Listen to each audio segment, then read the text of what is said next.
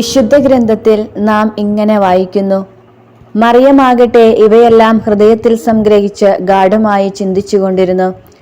ഒരാളുടെ ഹൃദയത്തിന്റെ വലുപ്പമറിയണമെങ്കിൽ പരാതികളില്ലാതെ, പരിഭവമില്ലാതെ അയാൾക്ക് ഹൃദയത്തിൽ എന്തുമാത്രം കാര്യങ്ങൾ നിശബ്ദമായി സംഗ്രഹിച്ചു വയ്ക്കാനാവുന്നുണ്ട് എന്ന് അളന്നാൽ മതി.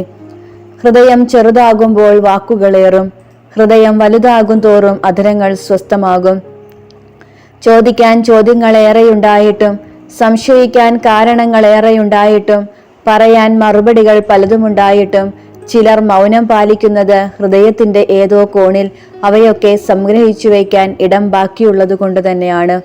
മറിയത്തിന്റെ ഹൃദയം വിമല ഹൃദയമാകുന്നത് അതുകൊണ്ടാണ്.